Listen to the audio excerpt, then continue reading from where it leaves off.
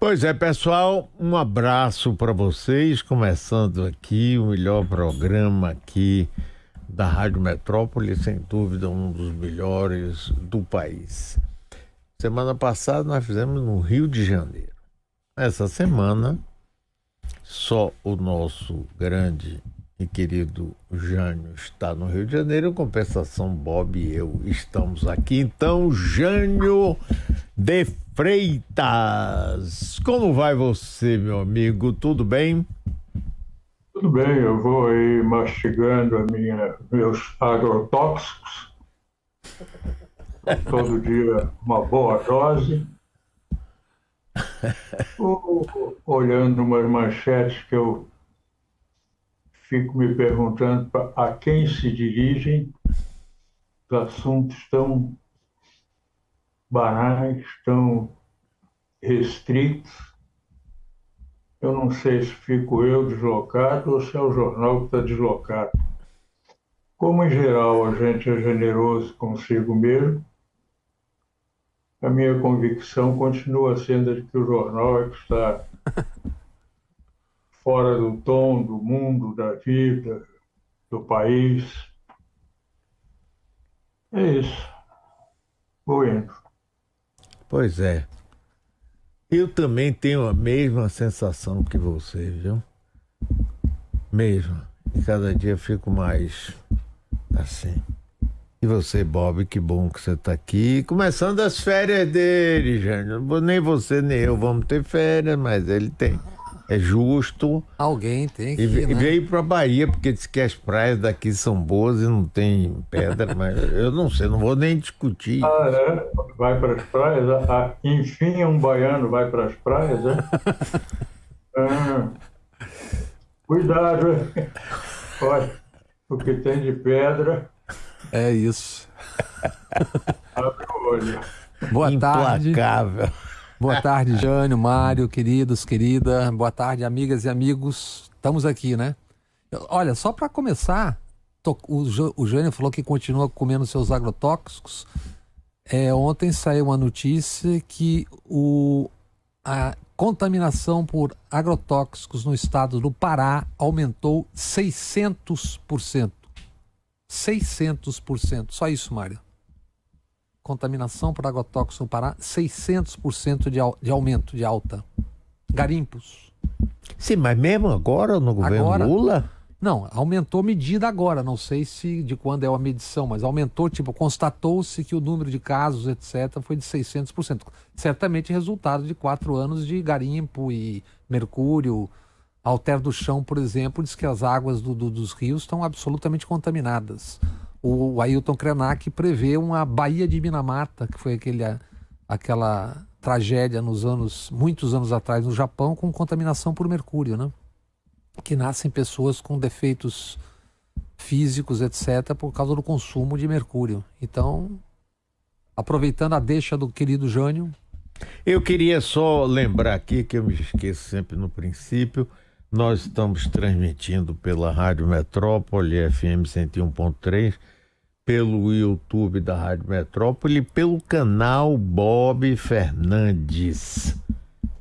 E aí, Jânio, entre um envenenamento e outro, como é que é esse final de ano, início do próximo? Como é que tá você vendo essas coisas? Olha, vivemos o ano da distensão cautelosa, né? No fundo, estava sempre um certo temor de alguma bobagem por aí. Enfim, bolsonaristas ativos, militantes, não são confiáveis, né? Então havia e sempre houve, silenciosamente na maioria dos casos, mas sempre houve uma expectativa um tanto negativa sobre o decorrer do ano, sobre chegarmos ao final do ano com a tranquilidade em que estamos. Então, nesse sentido, foi um ano muito positivo. Do ponto de vista da economia. Tudo indica que Fernando Haddad teve um êxito superior ao que se podia esperar dele. Os números daqui a pouco estarão saindo e eu acredito que vão comprovar isso. Haddad foi muito hábil na condução das relações dele com o difícil comando do Congresso, particularmente no caso do Arthur Lira. A mesma coisa, embora num outro nível, num outro gênero de ação. O Lula conseguiu também, mal ou bem, a meu ver, para o meu gosto, sendo mais generoso do que seria aceitável com as exigências do Congresso, outra vez, particularmente, de Arthur Lira, mas o resultado é preciso reconhecer que funcionou em grande parte. E, em outra parte, por se tratar do Lira e do Centrão, não funcionou. Porque bom por inteiro não se pode esperar de um nem dos outros, no caso. Não se pode esperar do Lira nem do Centrão. Então, por exemplo, o marco temporal foi eu vou usar uma palavra com a qual muita gente discordará, mas que, a meu ver, é bastante aplicável ao caso. Foi uma traição feita ao Lula, ao governo, aos indígenas e ao país, a manutenção desse absurdo que é negar direito de posse aos indígenas nas terras em que eles não estavam exatamente na promulgação da Constituição. Isso é um absurdo total, isso não tem o menor sentido, até porque há exemplos grosseiros desse absurdo. E os índios, os Yanomami, são parcialmente nômades. Os que não estavam em determinada parte da sua reserva, no dia da Constituição, no dia de decretação da Constituição, não estavam na sua terra porque são parcialmente nômades. Perdem a sua terra pelo decreto, pelo texto, pelo projeto aprovado pela Câmara, perdem. Isso é uma estupidez, em todos os sentidos. Como raciocínio, como medida parlamentar, como história das péssimas relações brancas com os índios, com o Brasil mais autêntico. Então, foi um ano do ponto de vista da produtividade para a correção de malfeitos desse país, foi um ano relativamente aceitável. E para a conjuntura política, para uma vida de menos mal-estar, foi um ano muito positivo, porque desde o 8 de janeiro em diante, não tivemos sacudidelas militares nem civis, e tivemos, como contrapartida a isso, tivemos um trabalho magnífico do Ministério da Justiça, dirigido por Flávio Dino, e dos inquéritos conduzidos pelo Supremo Tribunal Federal na pessoa do ministro Alexandre de Moraes. Então, esses dois pontos aí foram bastante positivos e justificam os 365 dias que atravessamos. É isso. Diga, Bob. É isso. Eu acho que o Danilo tem uma cópia ali de umas coisas que eu vou falar, que acho que falando especificamente de resultados econômicos, comparando este novembro último com o novembro passado, se o Danilo tiver aí no ponto e puder pôr no ar, senão eu já vou lendo aqui e na hora que ele botar tá valendo. Bota aí, Danilo, bora. O dólar em novembro passado, do ano passado, estava a 5,97. Durante o governo Bolsonaro, chegou a bater em 6,91 o dólar. Hoje está a 4,82. Hoje, quarta-feira de manhã. A Bolsa fechou segunda-feira com um recorde de 133 mil pontos. A inflação sob Bolsonaro ao longo dos seus anos cresceu 26,93% em relação ao período anterior de Dilma. Há um ano era de 5,13% a inflação, hoje é de 3,75%. Hoje eu digo novembro. O desemprego há um ano era 9,3%, a taxa chegou a dobrar, chegou até a 14,7% durante os anos Bolsonaro e desemprego entre os 18 e 24 anos durante aquele período chegou a 22,8% entre pessoas de 18, hoje está 7,7%. O PIB de 9,9 trilhões, novembro passado, hoje 10,7 trilhões. Com Bolsonaro, chegou a ser a 12ª economia do mundo, hoje é a 9ª. Isso segundo o FMI. Para os adoradores do Deus Mercado, esses números significam alguma coisa. Não estamos nos melhores dos mundos, é evidente, é claro, por motivos vários, mas corroborando o que diz o Jânio, os números indicam e dizem com clareza o que vivemos ao longo deste ano. E só você não ter todo dia de manhã aqueles coices na porta do curralzinho do Palácio da Alvorada já é uma maravilha.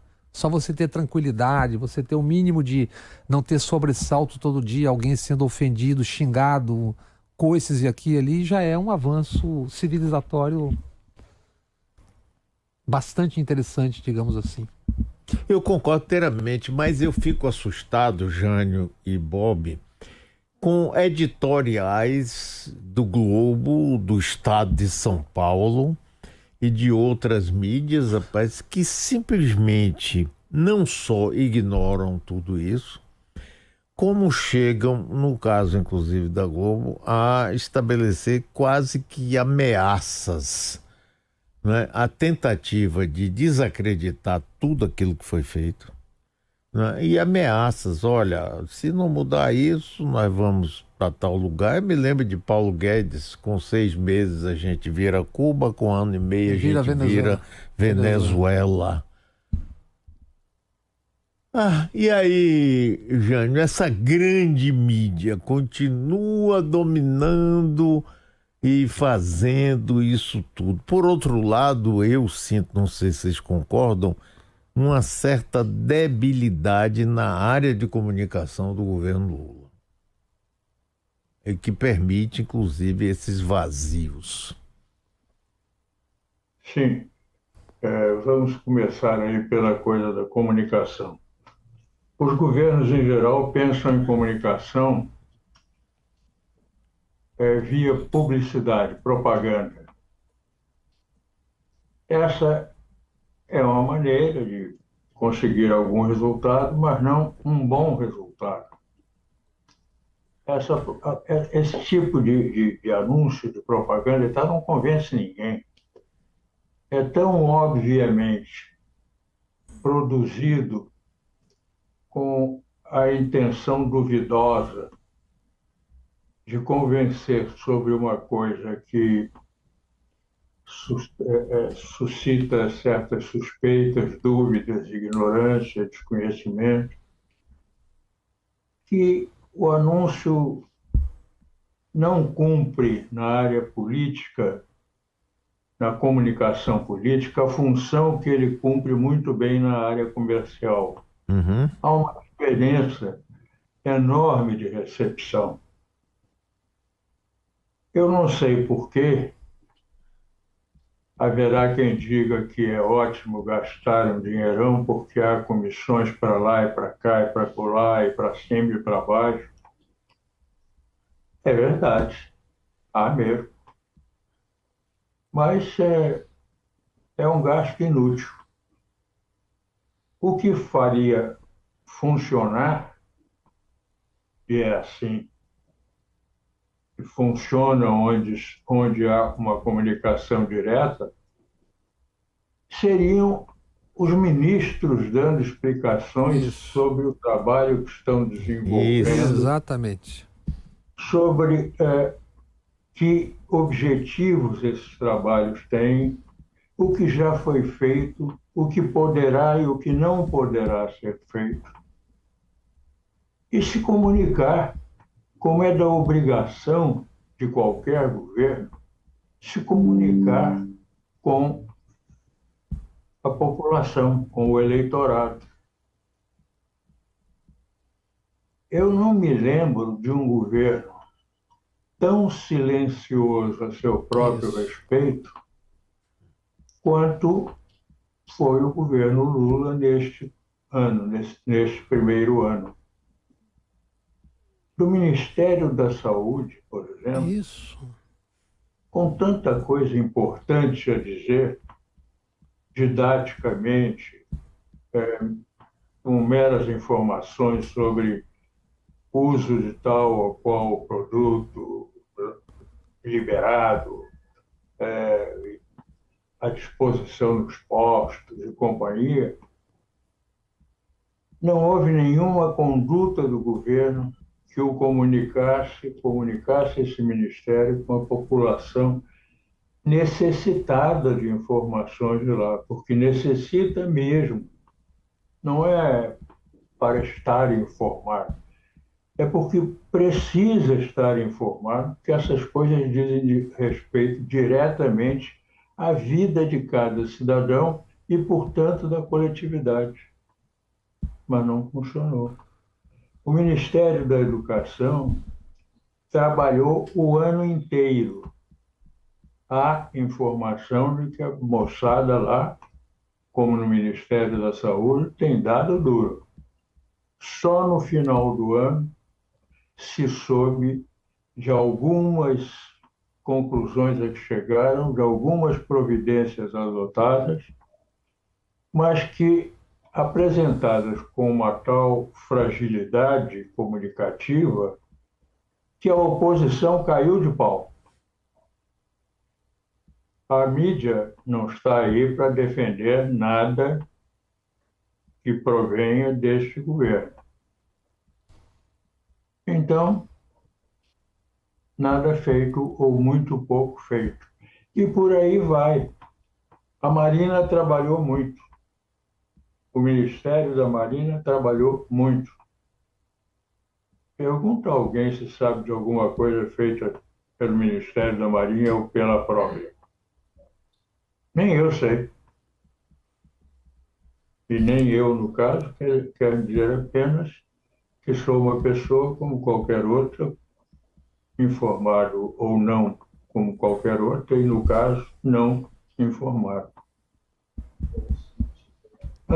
Sônia Guajajara, com seu ministério voltado para o terrível problema que vivem os indígenas brasileiros. Nenhuma notícia.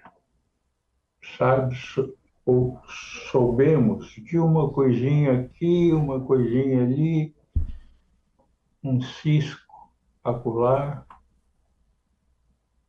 mas é aflitivo esse problema, e de um modo ou de outro, contra ou a favor, esse problema nos incomoda a todos. A todos. O problema indígena nós trazemos dentro de nós.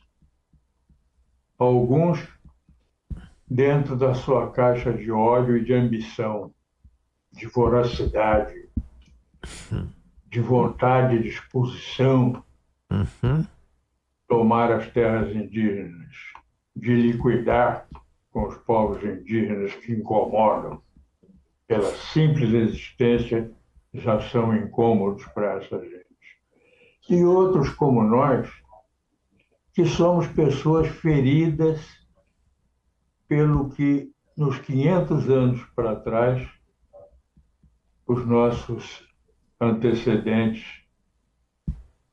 em grande parte deles, fizeram com os indígenas inocentes, donos da terra, brasileiros mais do que qualquer branco, pardo, negro nascido no Brasil. E, no entanto, são os grandes sofredores desses 500 anos, juntamente com os negros, que foram escravizados e, por isso, figuram paralelamente aos índios.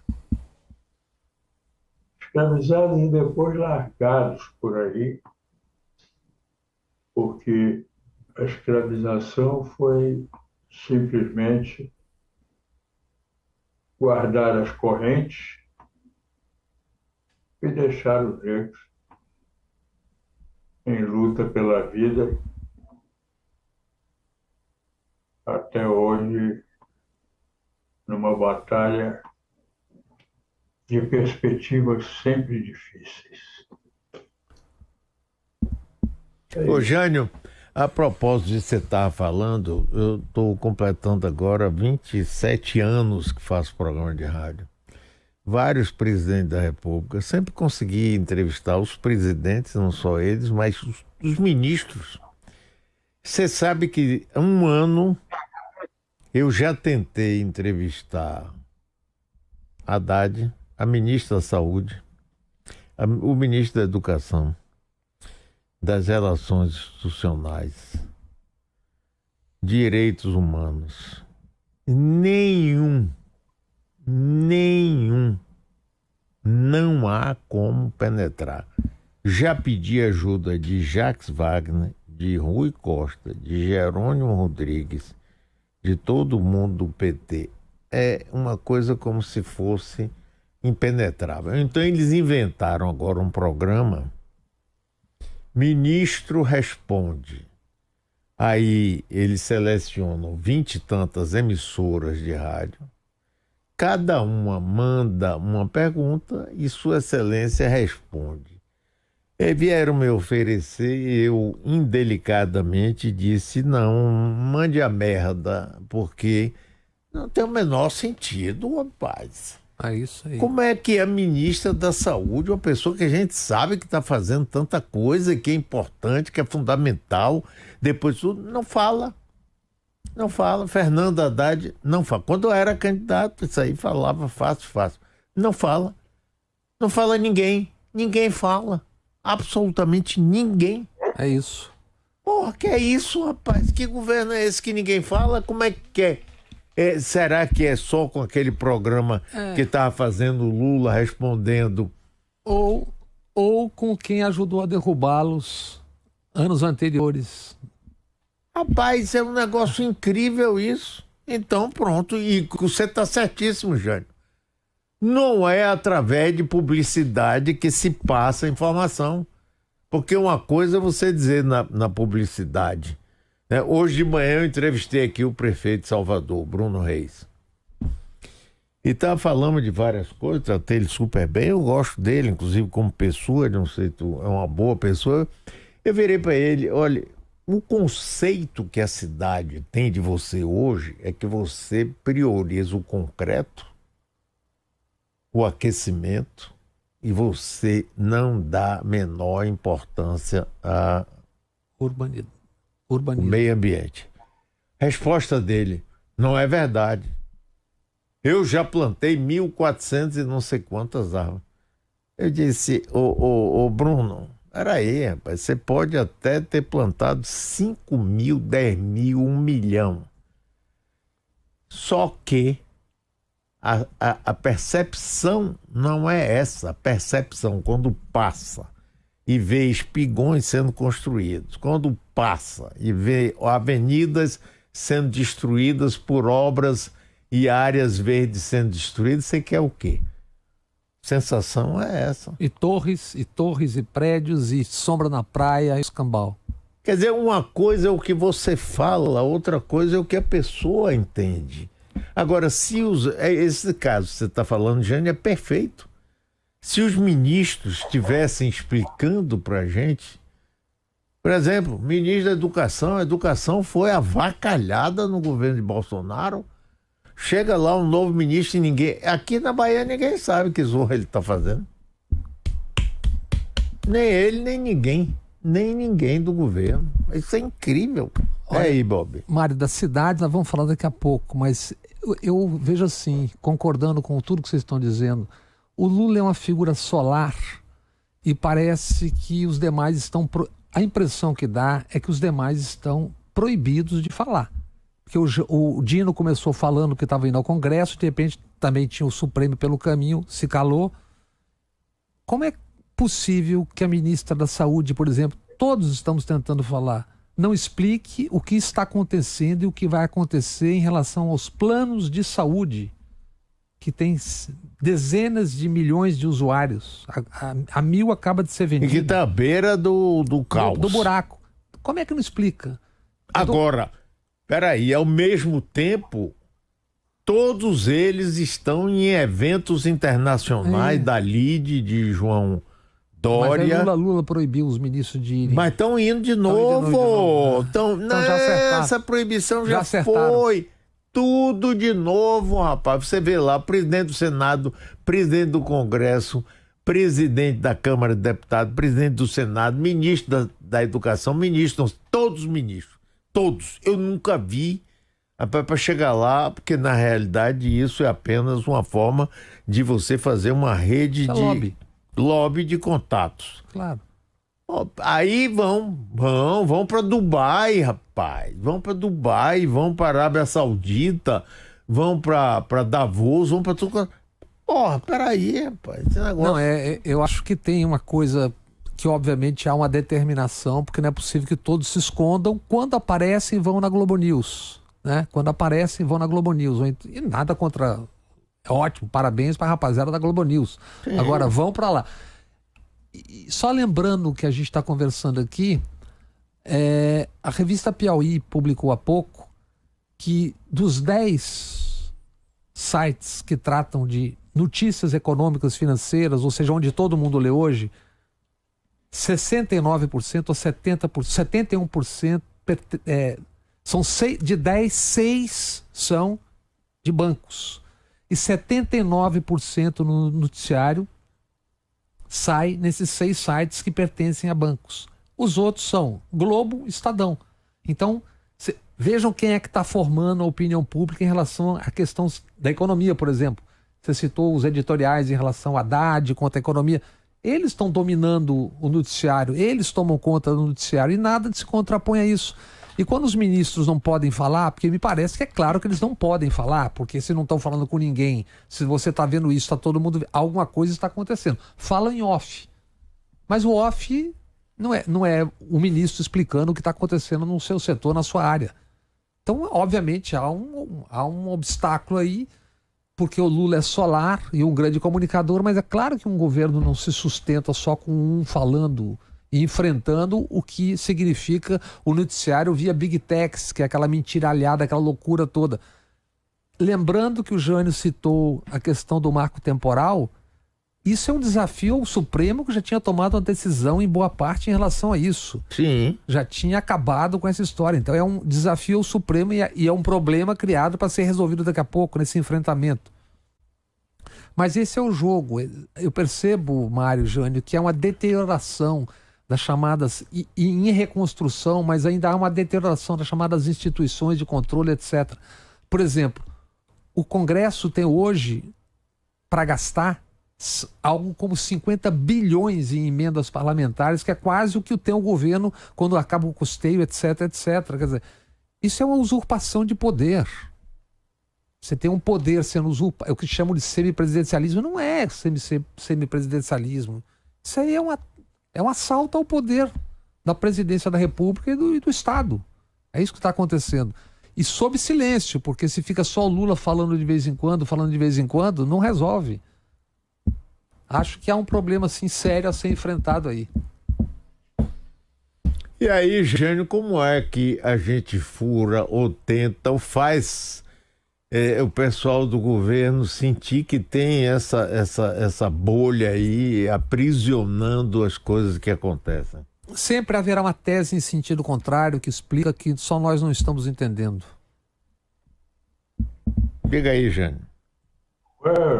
Bob, o que você falou? Sempre haverá uma tese em sentido contrário explicando que só nós é que não estamos entendendo, que tem uma coisa espetacular funcionando e nós é que não estamos vendo. Ah, sim, isso aí sem a menor dúvida. Nós somos os reclamadores permanentes por falta de identidade política, ideológica.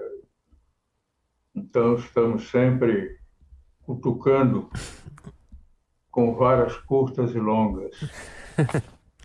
Olha, nós fazemos o que podemos fazer, que é isso que nós estamos fazendo aqui agora.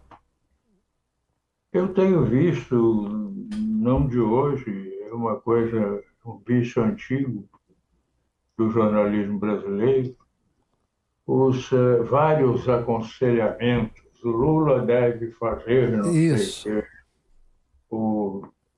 O ministro Camilo deve fazer não sei o quê, porque senão... Os editoriais brasileiros são assim.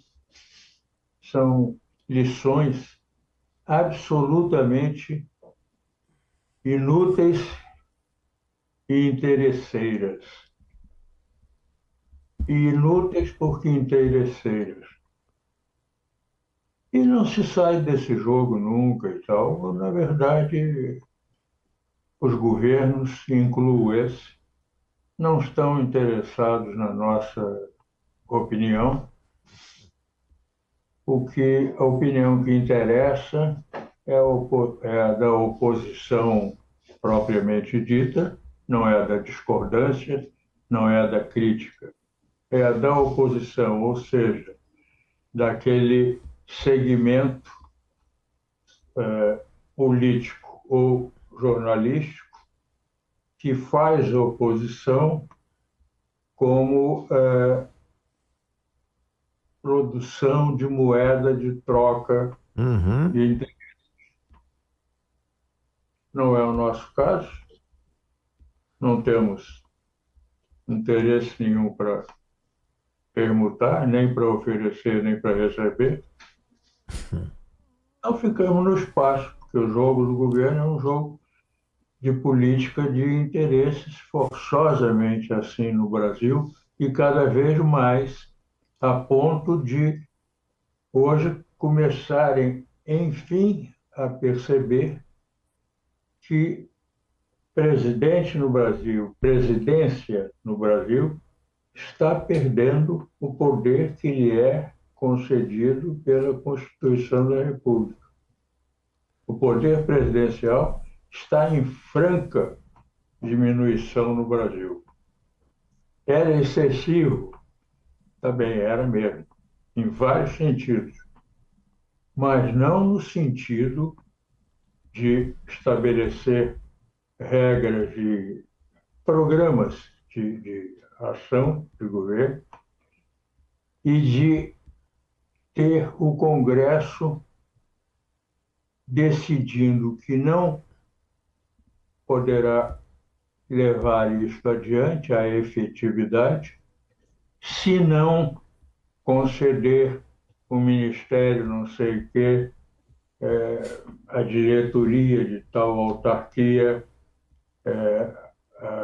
juros de tal natureza para de tal graciosidade para o agronegócio, que é a nova assombração da democracia brasileira, né, e da cultura brasileira. E não podemos fazer mais do que fazemos, não, Mário. O que acontece é que poucos fazem. Esse é que é o problema. Se os que podem fazer fizessem, todos, ou pelo menos a maioria, ou uma quantidade consequente, a coisa mudava. Mas não somos muito, não. Os três patetas aqui não têm muitos seguidores, não. Olha, Jânio e Mário, Essa é ótima. Nem seguidores, eu usei mal a palavra, não seriam seguidores, seriam companheiros. Isso.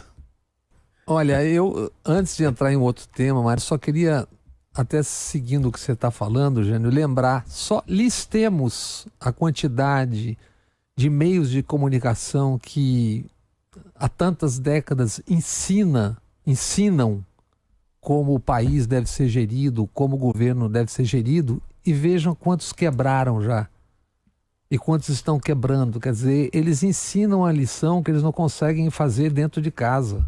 Se a gente for fazer uma lista de meios que já quebraram e que pontificaram ao longo dessas décadas e dos que estão pontificando, e veja a saúde econômica, financeira deles. Quer dizer, eles ensinam o que não sabem fazer, para começar.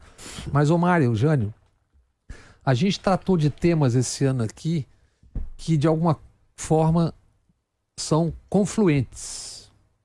Política, violência, cidades, urbanismo, urbanidade. Então, acho que a gente, para poder entrar de novo nesse tema, que acho que atravessou o ano praticamente desde o primeiro tema, desde o primeiro programa, tem um vídeo com o Danilo, com a Raquel Ronick. Só espera um pouquinho, Danilo. Ela foi relatora da ONU para moradia adequada, é doutora e professora pela USP, professora, doutora pela Universidade de Nova York, foi diretora de planejamento da cidade de São Paulo. Vamos ouvir o que ela está falando sobre o que está acontecendo em São Paulo para a gente voltar a esse tema que a gente atravessou o ano falando, por favor. Danilo, você... Escândalo na Câmara Municipal. A Câmara está querendo votar hoje um projeto de revisão do substitutivo da lei de zoneamento, que simplesmente muda completamente aquilo que havia sido discutido até agora, e mais, né?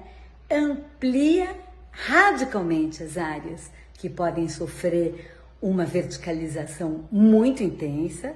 Claro que tudo em nome de habitação social. Quando a gente viu, na real, que todo o processo de verticalização intensa da cidade, ele, de fato, não produziu, não apresentou alternativas reais de moradia na cidade. Pelo contrário, a crise de moradia da cidade está cada vez pior. E o que esse plano diretor agora? Na verdade, o zoneamento, que em tese seria aquilo que transformaria o plano diretor em diretrizes mais precisas de quadro a quadro. No plano diretor teve várias exceções, várias restrições, levando-se em conta topografia, existência de vilas, uma série de questões. O que esse zoneamento faz? Amplia loucamente e mais, transforma completamente aquilo que era o eixo central do plano diretor, que era concentrar as densidades em torno dos eixos de transporte coletivo, em algo totalmente generalizado. O que significa isso, Mário? O plano diretor, esse plano diretor vinha do governo Haddad, que esse plano ganhou 2 prêmios mundiais, da ONU Habitat e do Arcdale, de arquitetura. A desfiguração, qual era a ideia central? É que você permitiria a verticalização, ou seja, prédios maiores um pouco e mais próximos, nos corredores onde houvesse transporte público, metrô e ônibus, tipo a Avenida Rebouças. Sim. Mas o que significa? Isso implicava em o quê? Distâncias de, no máximo, 300 a 400 metros, os prédios, para que as pessoas fossem a pé. Bem, em determinado momento, isso já estava a 900 metros, o que obrigou isso a Mônica Bergamo publicou à época, o ministro da Fazenda, Haddad, ligar para o governador e não para o prefeito, que não adianta nada, Tarcísio, e dizer o seguinte: isso vai ser um desastre para a cidade. Resultado, ficou em 700 metros, que não adianta nada, porque medição mundial, passou de 400, 500 metros, ninguém vai, o cara pega o carro e não vai mais a pé. 700 metros. E o que está acontecendo agora a isso que ela se referiu? Vão fazer um zoneamento que pode tudo, pode construir qualquer altura, em qualquer lugar, em São Paulo. Mas não é em São Paulo. Nós tratamos disso o ano todo aqui. As cidades estão sendo atacadas pelo capital imobiliário, construtor. As cidades estão sendo arrebentadas. E isso tem um custo brutal quando o mundo está discutindo aquecimento. Isso é a contramão do que o mundo está discutindo. Isso é de Belém a Porto Alegre, Belo Horizonte, São Paulo, Rio, Salvador. É isso. Isso é a gangsteria. Porque tem um dinheiro sobrando, eventualmente limpo, eventualmente sujo, que está sendo utilizado. Tem eleição ano que vem, eleição de governadores, prefeitos, etc. Então está todo mundo jogando o jogo abertamente. Não tem mais o disfarce, vamos lá no tapa. O que aconteceu em Salvador a semana passada? 44 áreas, você conversou com o prefeito hoje, você pode nos dizer isso melhor, que vão ser cedidas ou concedidas ou doadas ou vendidas ao poder privado, 17 áreas verdes, Stella Maris aterrando praia, buracão, sombra na praia, soube agora não, atrás do Museu Costa Pinto na Vitória, vão erguer uma torre de 40 andares. E eu ontem à noite, eu cheguei no dia 25, 7h30 da noite, Avenida CM, entre o templo ali e o final da avenida, lá depois do Horto, eu contei 4 pessoas caminhando, 4, numa avenida daquele tamanho, numa cidade. Como uma cidade tem 4 pessoas caminhando numa avenida daquele tamanho? E ontem, saindo do Larribar ali na Aliança Francesa, eu fui a pé até o Marina na Vitória. 3 pessoas, às 9h30 da noite, 3 pessoas, trabalhadores indo ou voltando, 3. Como uma cidade não tem gente andando? O que significa isso? Isso tem tudo a ver com a falta de quê? De urbanismo para valer, de urbanidade, ou seja, civilidade e respeito. Tem a ver com desigualdade. Salvador é o pior índice de emprego do Brasil nas capitais. Como é possível isso? Você já ouviu falar, Mário, nos últimos anos, algum crime grave, a não ser roubo de celular ou pulseira, na Avenida Paulista?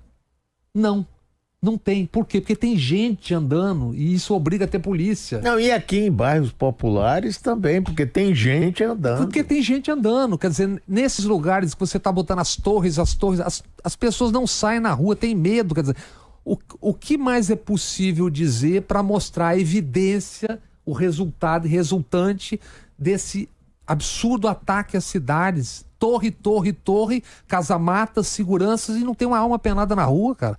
Como é que uma avenida como a Vitória ou a Ladeira da Barra não tem uma pessoa andando às 9 da noite? Que cidade é essa, pô? Isso é urbanismo e urbanidade onde? Isso é no país inteiro. É isso. O Ministério do Meio Ambiente, tudo bem, o Pantanal, mas as cidades não são parte do meio ambiente? O Ministério das Cidades trata do quê? Não trata das cidades? Mário, não foi o Calheiro, não era do Ministério ele era o que? Do IPAC? Aquele que derrubou a tentativa do Gedel. Ele era ministro da Cultura. E a cultura subordinada ao IPAC. Pois é, cara, onde é que estão os órgãos de governo, já que se o estadual não está funcionando, a prefeitura, se não tem controle municipal, onde é que está, cara? As cidades estão sendo arrebentadas, isso vai ter um custo brutal. Você não anda em São Paulo, mas todo mundo parado, engarrafado, quer dizer, isso parece uma bobagem, frescura, mas não é. Isso vai ter um custo brutal para a vida de todos nós. E aí? Quem cuida? Nem Ministério Público, nem Instituto de Patrimônio, ninguém. Ninguém está cuidando disso. Absolutamente. E o que disse o prefeito? Começou lá em São Paulo, você viu esse prefeito que caiu de paraquedas, né? Tá fazendo o diabo para se reeleger. Tinha 34 bilhões em caixa, não tinha zeladoria durante 4 anos, agora toma-lhe asfalto, calçada, aquele velho esquema que a gente já sabe como é que funciona, né? E isso se espraiou pelo país porque não tem mais censura. Quem é que não sabe, Mário, o que está acontecendo? Você não sabe. Quem não sabe, que tem como saber, não sabe o que significa as vésperas de uma eleição municipal, essa farra. Ô, Jânio, mas uma das coisas que eu tenho falado aqui é o seguinte: a gente sabe isso, nós que somos, não digo elite, mas a burguesia sabe disso, se beneficia disso. Agora, para se eleger tanto o vereador, quanto o prefeito, quanto o governador, você precisa, ou o presidente da República, você precisa do voto do povão, né? Que é a maioria. E aí, como é que dentro de um sistema desse, absolutamente aviltante, sem respeito, sem limite, como é que ainda assim consegue se perpetuar no governo? Distribuindo um bombonzinho aqui, outro ali. Um empreguinho bombonzinho? Aqui. Olha, Mário, 3 anos do orçamento secreto, 53,9 bilhões. Orçamento secreto, não por acaso, inventado por um general, se não me engano, Luiz Eduardo Ramos, quando era chefe da Casa Civil ou da Secretaria de Governo. Você tem notícia... Ele era da Casa Civil? Você tem notícia do que foi investigado, o que foi apurado nesses 53 bilhões secretos que rodaram pelo país? Quando eu digo bombonzinho, é para o povão. Ah, bom. Aí é porque balinha. esse dinheiro não aí é para... Aí tem a bala, de vários tipos. Pois é, aí eu digo bombonzinho, porque como é que você elege, por exemplo, o prefeito de Salvador, como é que ele é eleito? Ele é eleito pela periferia, rapaz.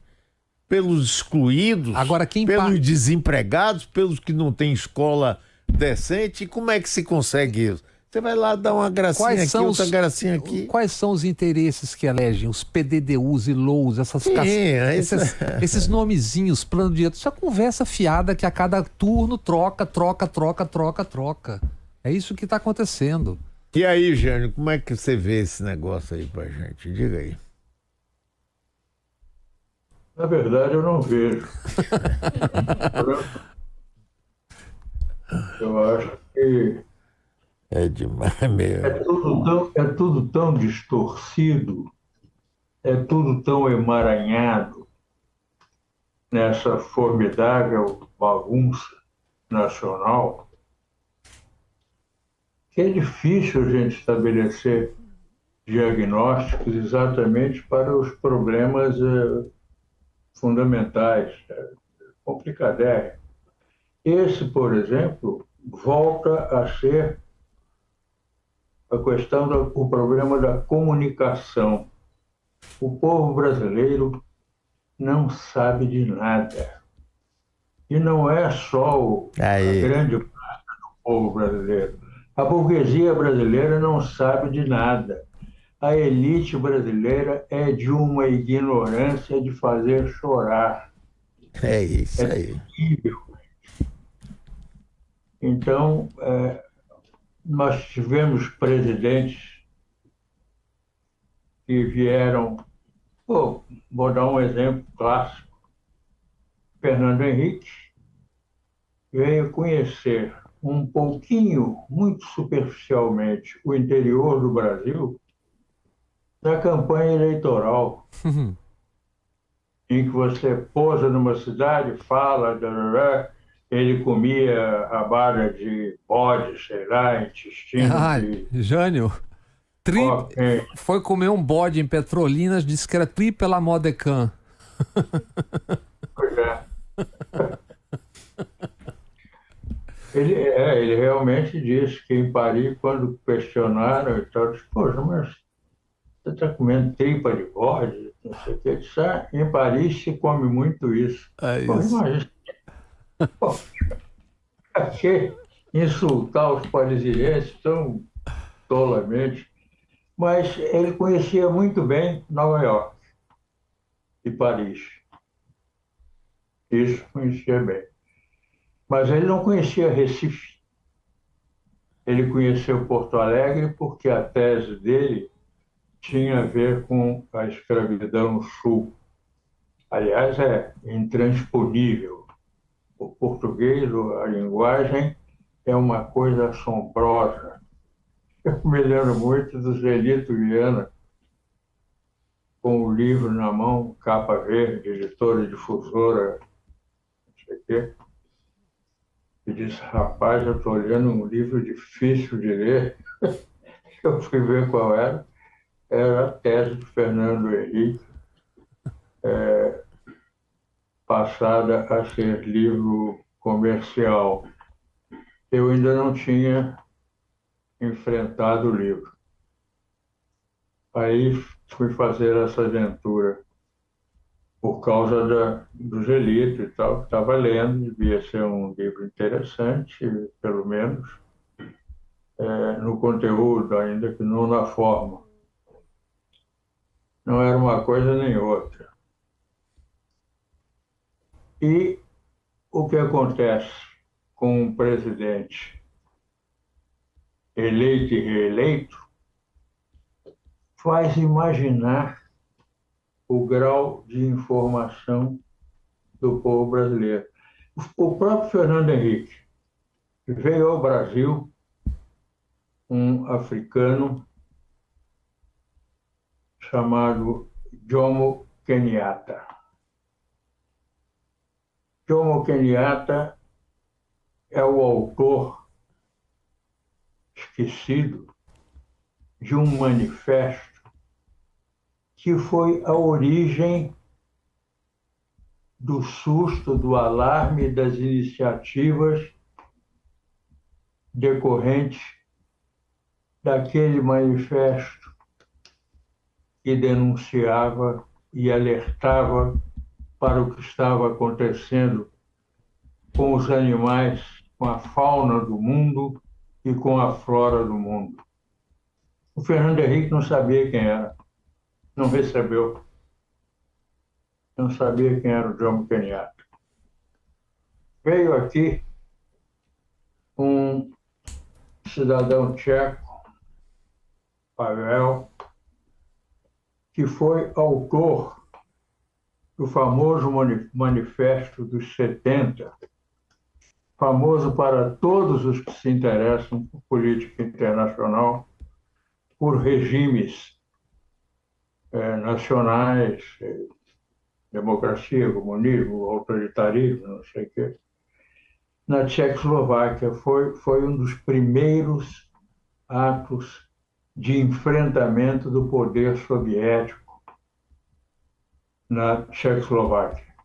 Esse movimento cresceu, criou a Primavera de Praga e foi esmagado pelos tanques soviéticos. Uhum. Esse Pavel se fez famoso por duas razões. Por esse manifesto chamado Manifesto dos 70, que foram 70 corajosos escritores, jornalistas, poetas que assinaram, dramaturgos que assinaram esse manifesto, e porque ele mesmo é autor, é dramaturgo e autor de peças importantes, peças que tiveram grande êxito pelo seu sentido, pela sua correlação com as circunstâncias então vividas, de poderes e autoritarismos e coisas que tal. Depois que ele saiu do encontro com Fernando Henrique, os repórteres perguntaram: e aí, presidente, como é que foi? Foi bem a conversa? Como é que foi? Aí ele disse: olha, não basta escrever peça para ser importante como presidente, como crítico, analista do mundo. Então não deu cola. É isso. Não deu. E a culpa foi do outro. Pô, Mário, a falta de informação, Mário, é que explica, não só no Brasil. Aqui é um caso extremo. Mas a falta de informação é que explica tantos votos desorientados, tantos votos absolutamente pendurados em esperanças vãs, inúteis, ficções, promessas completamente irrealizáveis, mentirosas, de má fé, promessas vigaristas. O que falta é informação. Informação, sem a qual não se faz nada corretamente. Mário, Diga, Paulo. nós devemos ao ex-governador de São Paulo, Cláudio Lembo, quando governador, durante aquele ataque do PCC, ele, irritado com a pressão de donos de banco, TV Globo, etc., deu entrevistas maravilhosas, onde ele resumiu dizendo o seguinte: a elite branca brasileira, inculta, vive em Paris e não conhece o Brasil. E disse muito durante aquele ano. E, aliás, eles se tornaram reféns do Cláudio Lembo, que era governador de São Paulo, não podiam responder, porque tinha uma eleição. E ele disse tudo ali. É isso que o Jânio está dizendo. Eles fazem nas cidades do Brasil tudo aquilo que eles dizem que acham... você viu, pare! Vai ver se lá fora você faz qualquer coisa assim nessas cidades que eles vão, no tapa. Não faz. Cada bairro é consultado, cada sociedade é consultada, não é assim. Então é isso. Cláudio Lembo, aliás, salvou a cidade de São Paulo, ou a população da cidade de São Paulo. Ele era o governador do Instituto.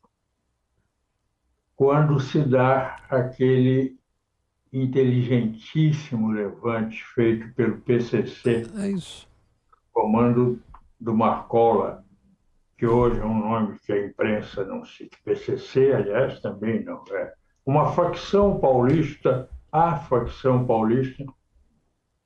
Por que não pode citar PCC? É isso. Por que não pode citar o nome do Marcola? O que é que isso melhora, atenua a criminalidade no Brasil? Isso é de uma burrice, mas está aplicado por toda parte. Pois bem, o Cláudio Lembo era o governador então. Ele teve a coragem, diante do que o PCC estava fazendo com a polícia, sobre a polícia inteiramente devastada, acovardada, derrotada, e o PCC dominando crescentemente, e iria muito, muito longe se continuasse a desenvolver o seu plano de ação para a cidade, para a capital, da qual se considerava, não à toa, o primeiro comando. O Cláudio Lembo teve a coragem de dizer: não temos condições de encarar. Não dá para conter, quanto mais para vencer esse pessoal.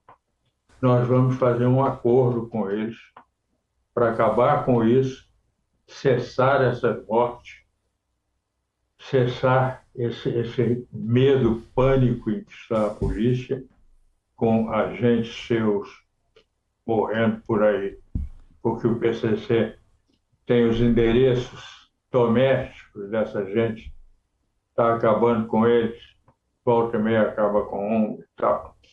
E fez o acordo. E foi o que salvou São Paulo do que acabaria sendo uma calamidade, inevitavelmente. Fosse pelo extermínio que o Estado de São Paulo praticasse para vencer ou tentar vencer o PCC, fosse pelo que o PCC já estava fazendo, ampliava e nem se sabe, nem se imagina até onde iria.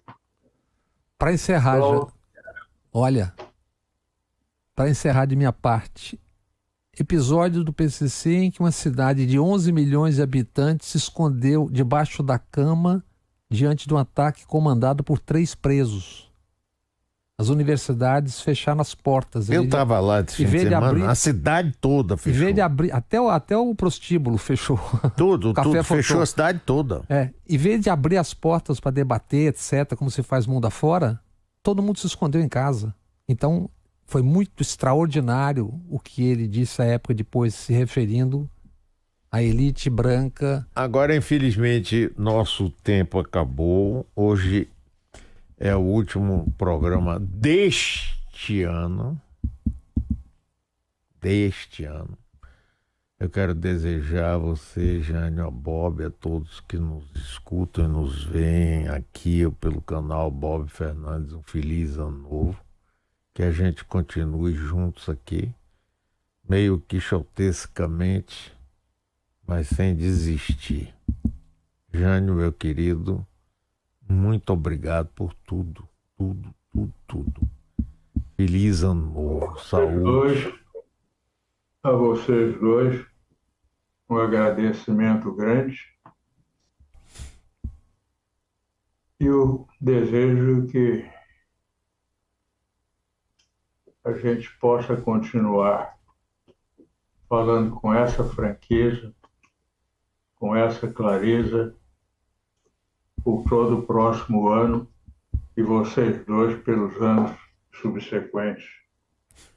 Nós todos.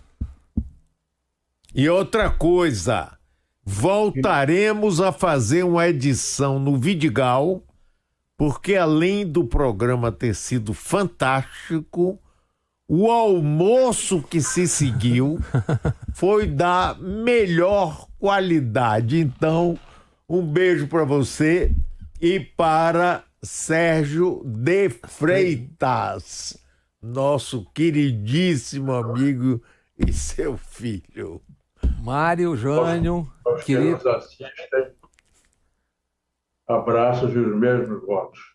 Mário e Jânio, queridas amigas e queridos amigos, um abraço, que tenham todos um ano legal, cada vez melhor, e nos vemos de volta depois das férias de janeiro, não é isso? Suas! Eu e Jânio continuaremos a trabalhar. Um abraço para todos. Feliz ano novo! Segue a programação da rádio.